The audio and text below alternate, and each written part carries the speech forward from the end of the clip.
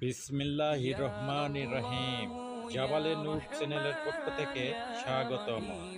আসসালামু আলাইকুম।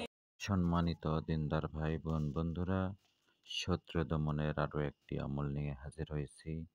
আশা করি ভিডিওটির শেষ পর্যন্ত সাথে থাকবেন, সেই সাথে লাইক কমেন্ট শেয়ার করবেন এবং সাবস্ক্রাইব করে পাশে থাকবেন।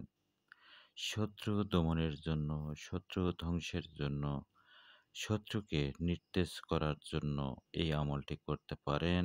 এই আমলটি একদিন করলেই কাজ হবে, যদি না হয় তাহলে 3 দিন করবেন।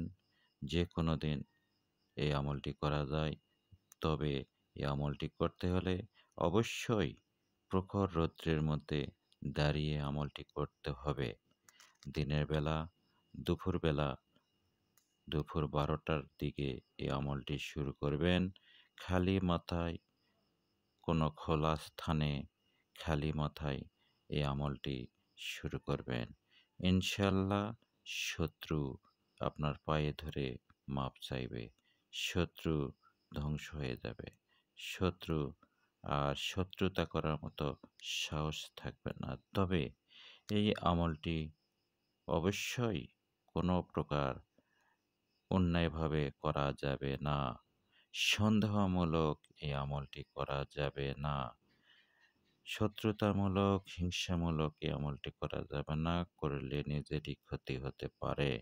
কাজেই সাবধানতার সাথে এই আমলটি করবেন। শত্রুর অত্যাচারের মাত্রা দিন দিন বৃদ্ধি পেলে তার দ্বারা সম্পদহানি, সম্মানহানি বা বিভিন্ন প্রকারের ভয়ভীতি হতে রক্ষার জন্য এই আমলটি করতে পারেন।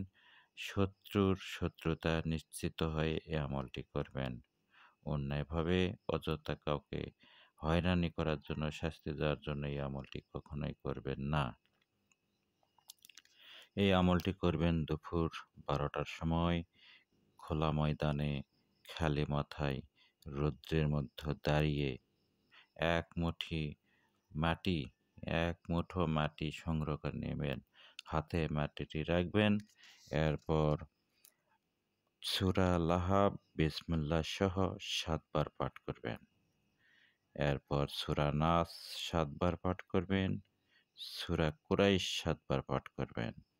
প্রতিবার পাঠ করার পর একবার করে মাটিতে ফু দিবেন। যেমন একবার সূরা লাহাব পাঠ করবেন, একবার আপনার হাতে থাকা মাটিতে ফু দিবেন। আবার একবার সূরা লাহাব পাঠ করবেন, আবার আপনার হাতে থাকা মাটিতে ফু দিবেন। এভাবে 7 বার সূরা লাহাব, 7 বার সূরা নাস ও 7 বার সূরা কুরাইশ পাঠ করে মাটিতে ফু দিবেন। এরপর 41 বার স্ক্রিনে দেখানো এই দোয়াটি পাঠ করবেন। ইয়া কাহিরুল আদুই, ইয়া ওয়ালি, ইয়া বুদ্দুহু, ইয়া কাহিরাল আদুই। এটি 41 বার পাঠ করবেন, মাটিতে ফু দিবেন এবং সেই মাটিটি, হাতে থাকা এক মুষ্টি মাটি, সেটি শত্রুর বাড়িঘর যেদিকে আছে সেই দিকে ছুঁড়ে দিবেন, যেন আপনি শত্রুর ঘরবাড়ি ধ্বংস করছেন। এই ভাব নিয়ে, এই মনমানসিকতা নিয়ে বা এই চিন্তায় আপনি মাটিটি শত্রুর বাড়ির দিকে জোরে ছুঁড়ে মারবেন এবং আল্লাহ তাআলার কাছে শত্রু দমনের জন্য, শত্রু ধ্বংসের জন্য দোয়া করবেন। শত্রু দমন হয়ে যাবে, শত্রু ধ্বংস হয়ে যাবে, শত্রুর বাড়িঘর ধ্বংস হয়ে যাবে। এটি খুবই মারাত্মক ধরনের একটি আমল। কাজেই এই আমলটি অন্যায়ভাবে করবেন না। শত্রুতা ছেড়ে দিতে বাধ্য হবে ইনশাল্লাহ।